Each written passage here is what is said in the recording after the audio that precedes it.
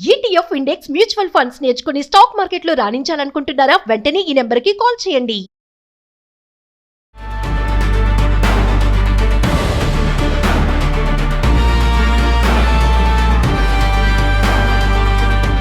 నమస్తే, welcome back to Suman TV. Present మనతో పాటు ఉన్నారు అమెరికాలో 24 ఇయర్స్ నుంచి ఉంటున్నటువంటి ఎంఎన్సీ ఎగ్జిక్యూటివ్ వీరభద్రరావు గారు. నమస్తే సార్. నమస్తే అమ్మ. సార్, కమింగ్ టు మరి అమెరికాలో ఏఐ డెవలప్మెంట్ జాబ్ మార్కెట్ పైన ఎలాంటి ఇంపాక్ట్ కనబడుతుందంటే? ఏఐ అంటే ఆర్టిఫిషియల్ ఇంటెలిజెన్స్. సో సింపుల్గా మాట్లాడితే ఆర్టిఫిషియల్ ఇంటెలిజెన్స్ ఏంటంటే మన హ్యూమన్ బ్రెయిన్ని, మన థాట్ ప్రాసెస్ని ఒక సిస్టమ్ రెప్లికేట్ చేయగలగడం. అంటే మన బదులు రెప్లికేట్ అంటే మన బదులు అది మనలాగా ఆలోచించి మనం చేసే పనులు చేయగలగడం, అంతే కదా.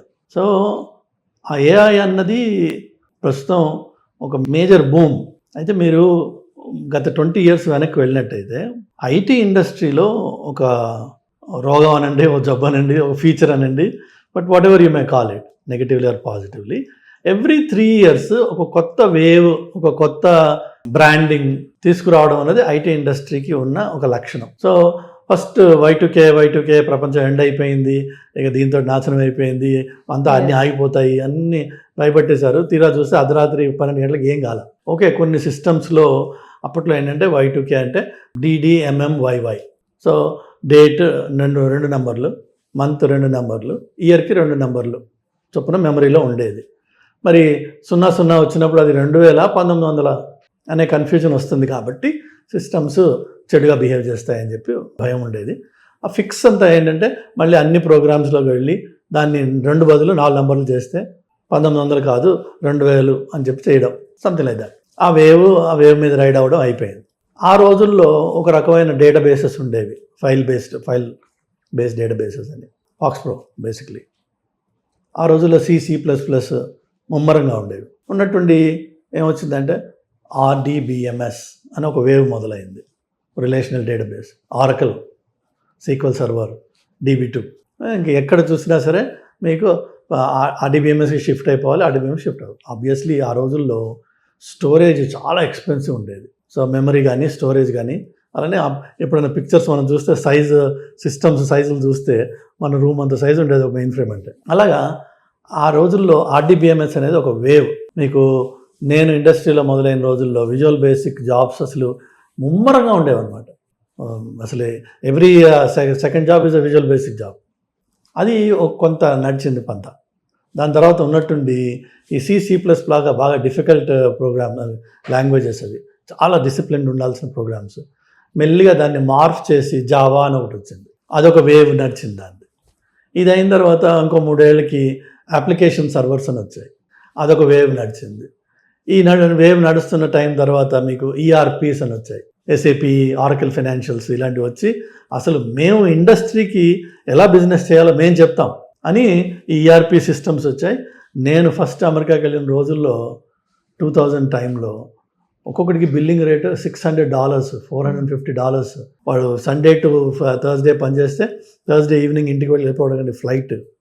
ఉన్నన్ని రోజులు వాళ్ళకి మంచి హై క్లాస్ హోటల్స్, మంచి హర్డ్స్ రెంటల్ కార్స్, వాళ్ళ full expenses paid, and then on top of it వాళ్ళకి $400-500 పర్ అవర్ చొప్పున ఇచ్చేది. ఆ రోజుల్లో చాలామంది చాలా బాగుపడ్డారు. మెల్లిగా ఆ ERP వేవ్ చల్లబడ్డది. అరే నాన్న, బిజినెస్ చెప్తుంది నీకు సాఫ్ట్వేర్ ఏం చేయాలన్నది, సాఫ్ట్వేర్ బిజినెస్కి చెప్పదు అన్నది మెల్లిగా ఒక రియలైజేషన్ వచ్చింది. దాని తర్వాత మెల్లిగా కొన్ని రోజులకి ఈ క్లౌడ్ మొదలైంది. అమెజాన్ అనండి, గూగుల్ అనండి, మైక్రోసాఫ్ట్ అజూర్, క్లౌడ్ అంటే ఎవ్రీథింగ్ క్లౌడ్కి వెళ్ళాలి. అలా ప్రతి 3 సంవత్సరాలకి ఇండస్ట్రీలో ఒక కొత్త వేవ్ రావడం అన్నది చాలా పరిపాటి. ఎందుకు అంటే technology by definition is driven through innovation. ఎలా ఇంకా కొత్తగా చేయొచ్చు. ఇప్పుడు ఆ రోజుల్లో రిలేషనల్ డేటాబేస్ ఎందుకు వచ్చింది? ఒక పర్టికులర్ ప్రాబ్లమ్ని సాల్వ్ చేయడానికి వచ్చింది. ఇప్పుడు అదే రిలేషనల్ డేటాబేస్ పోయి కాలమ్నర్ డేటాబేస్ అయింది. ఎందుకంటే ఇది క్లౌడ్లో ఉంది కాబట్టి ఇట్స్ అ డిఫరెంట్ వన్. అంటే ఇప్పుడు ఇక్కడ మనకి ఇండియాలో లే ఆఫ్స్ అవుతున్నాయి సార్ ఐటీ సెక్టార్లో. అమెరికాలో కూడా అదే వే నడుస్తుంది అనుకోవచ్చు అంటారా? అక్కడ కూడా జాబ్స్ పోతున్నాయి అంటే నిజమేనా? పోతున్నాయి. కానీ ఇప్పుడు జరుగుతుంది ఏంటంటే ఏఐతో వచ్చిన ఇంపాక్ట్ ఏంటంటే, మీకు ఇప్పుడు ఒక ట్రెండ్ వచ్చేసి యూఎస్లో ఎంట్రీ లెవెల్ జాబ్స్కి ఎవరు జనరల్గా అక్కడ హైర్ చేయరు కూడా.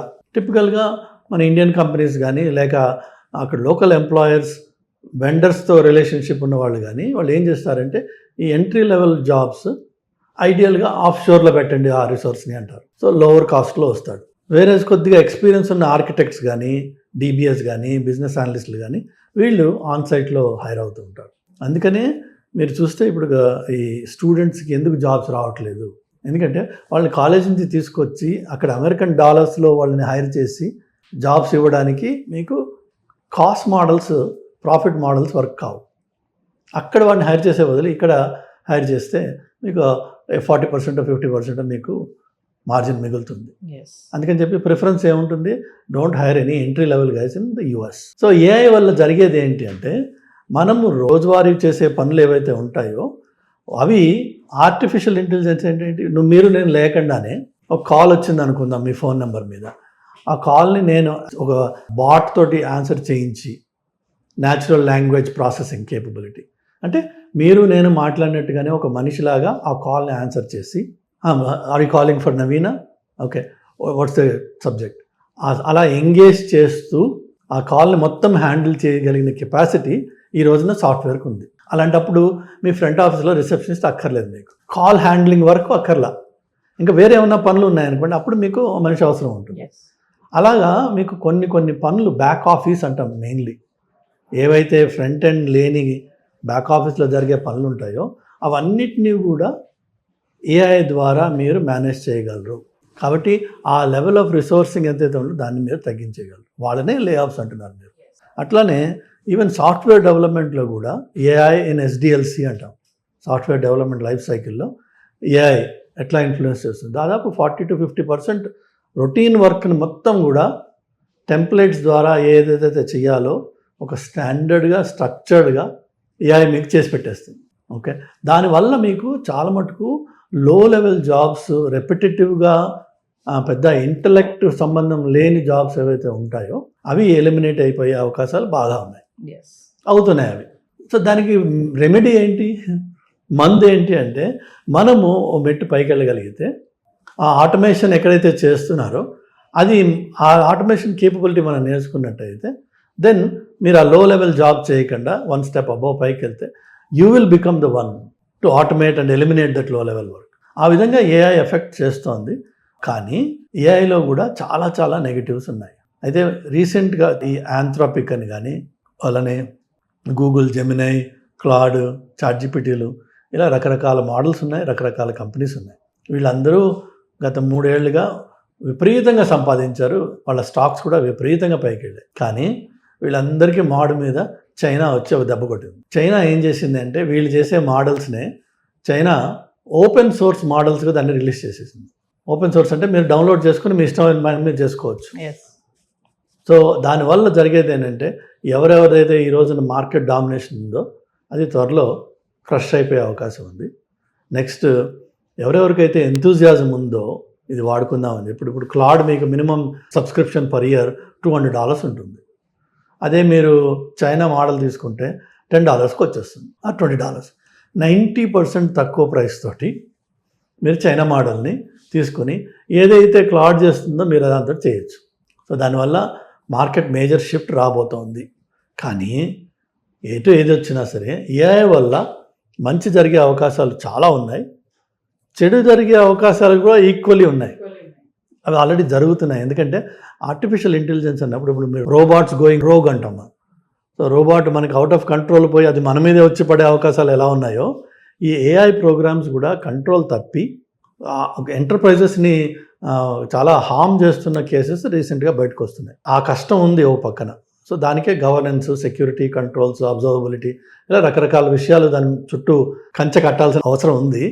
అది కట్టకుండా ఇప్పుడు ఏంటంటే ఐటీలో ఉన్న ఇంకొక రోగం ఏంటంటే ఎప్పుడెప్పుడైతే ఈ ట్రెండ్స్ వస్తూ ఉంటాయో ఈ ఎగ్జిక్యూటివ్ లీడర్షిప్ ఏం చేస్తారంటే వీపీ లెవెల్, మా సిఐఓ లెవెల్ వాళ్ళ మీద ప్రెషర్ పెడతారు. పెట్టి వాళ్ళని అడుగుతారు, మన కంపెనీలో ఎంత ఏఐ వాడుతున్నాం మనం అంటే ఇప్పుడు వీడు వెళ్ళి చెప్పుకోవాలి. అక్కడ ఆ చెప్పుకోవడం కోసం అని చెప్పి వీళ్ళు ఏదో ఒకటి చేస్తూ ఉంటారు. నిజంగా దాన్ని ROI అంటాం. అంటే పెట్టిన ఇన్వెస్ట్మెంట్ మీద మీకు రిటర్న్స్ వచ్చినా రాకపోయినా నా బాస్కి నేను చెప్పాలి పలానా ప్రాసెసెస్ నేను ఏఐ తీసుకుని ఆటోమేట్ చేశాను. ఆ ప్రెషర్ వల్ల కొంత అడాప్షన్ వస్తుంది. ప్రతిసారి అంతే అయింది. ఆఫ్షోర్ బూమింగ్లో ఉన్న రోజుల్లో 2004-5లో అందరూ ఎగ్జిక్యూటివ్స్కి ఒక డిక్టేట్ ఉండేది, వాళ్ళకి మ్యాండేట్. నీకున్న 10 million పోర్ట్ఫోలియోలో నువ్వు 60% అవుట్సోర్స్ చేయాలి చచ్చినట్టు. సో వాళ్ళ సొంత అప్రైజల్స్ వాళ్ళు చూపించుకోవడం కోసం వాళ్ళు అవుట్సోర్సింగ్ చేసేవాళ్ళు ఆ రోజుల్లో. ఎవరు ఫస్ట్ వెళ్ళి వాళ్ళ ఛాంబర్ ముందు నిలబడి sir I'm here to introduce my self అని అడుగుతాడో వాడికి ఆ అవకాశం దొరికేది. సడన్లీ ఇక 3 million 2 million డీల్ రాగానే మన వాళ్ళు ఏంటంటే మన ఇండియన్ ఎగ్జిక్యూటివ్స్ కానీ సేల్స్ గైస్ కానీ they use to feel oh my God నేను ఒక 3 million డీల్ తీసుకొచ్చా, 2 million డీల్ తీసుకొచ్చా. నువ్వు చేసింది ఏం లేదు అక్కడ. అవతల ఎగ్జిక్యూటివ్కి ఉన్న ప్రెషర్ వల్ల నువ్వు ఫస్ట్ బిచ్చగాడి వచ్చి వాడి ముందు ఆగావు. నువ్వు ఏ బిచ్చగాడు వచ్చి డోర్ కొడితే ఆ బిచ్చగాడికి వాడు ఇచ్చాడు. ఆ రోజుల్లో 3 పెద్ద కంపెనీలు ఉండేవి, TCS, Wipro and Infosys. So ఆ పెద్దవాళ్ళందరికీ నేమ్ రికగ్నిషన్ వల్ల వాళ్ళకి విపరీతమైన బిజినెస్ వచ్చింది. అలా అని చెప్పి మనం ఏదో పోటీ చేసాము, మన వాళ్ళు చేసిన సేల్స్, మన వాళ్ళు చేసిన గొప్పతనం వల్ల అని కాదు. ఆ రోజుల్లో దాన్ని ఏమనేవాడు, లేబర్ ఆర్బిట్రాజ్ అనేవాడు. అంటే చీపర్ లేబర్ ఇండియాలో ఉంది, మరి 10 million పోర్ట్ఫోలియో నీకు ఉంది కదా, అందులో 60% నువ్వు వాటి పంపించినట్టయితే మనకి ఇంత ప్రాఫిట్ మిగులుతుంది. సో కాబట్టి నువ్వు నీ పోర్ట్ఫోలియో మిక్స్ని మార్చాలి. అలాగే ప్రతిసారి కూడా ఈ కొత్త వేవ్ రాగానే ఎగ్జిక్యూటివ్స్కి మా ఇండస్ట్రీలో వచ్చే న్యూస్ వల్ల వాళ్ళు నెక్స్ట్ లెవెల్ లీడర్షిప్ని ప్రెషర్ పెడతారు. నువ్వేం చేసావు చూపించు, నువ్వేం చేసావు చూపించు అంటే వీళ్ళు ఇక పరిగెత్తుకుంటూ వెళ్ళి ఏదో ఒక వెండర్ని పట్టుకున్నాం, ఇంటర్నల్ రిసోర్సెస్ని పట్టుకున్నాం, అందులో కొంత డబ్బు పోస్తారు. ఇప్పుడు పరిస్థితి ఏంటంటే ఆ డ్రైనింగ్ అంతా అయిపోయింది, ఎంతైతే వేస్టేజ్ అవ్వాలో అయ్యింది. అది నా things are settle down a little bit. వాళ్ళు దే ఆర్ క్వశ్చనింగ్ దెమ్సెల్వ్స్. ఈ ఆటోమేషన్ కానీ ఈ ఏఐ అడాప్షన్ కానీ చేసినట్టయితే నాకు వచ్చే లాభం ఏంటి, ఆ లాభం చూపించగలిగిన చోటనే ఏఐ ప్రోగ్రామ్స్ అవుతున్నాయి. అంతేగాని సరదాగా నా రెజ్యూమే అప్డేట్ చేసుకోవడం కోసం, నేను ఒక కొత్త స్కిల్ తయారు చేయడం కోసం వెళ్ళి ఇక్కడ నేను ఒక ఎక్స్పెరిమెంట్ చేస్తాను, నాకు ఒక 250K బాస్ లేదంటే 500K బాస్ అంటే ఆ రోజులు పోయినాయి. సో ఏఐ వల్ల మంచి ఉంది, చెడు ఉంది. కానీ పిల్లలు నేర్చుకోవాల్సిన పని ఏంటంటే ఆ ఏఐ ఎక్కడెక్కడ ఇంపాక్ట్ అవుతోంది, దానివల్ల మనము బెటర్ ప్రోగ్రామర్స్ ఎట్లా అవ్వచ్చు నేర్చుకున్నట్టయితే మీకు ఆ లోవర్ లెవెల్ జాబ్స్ ఏవైతే ఎలిమినేట్ అయిపోతాయో, మీరు అందులో ఉండకపోతే మీ లైఫ్ ఆటోమేటిక్గా సెక్యూర్ అయిపోతుంది. Thank you sir. Thank you.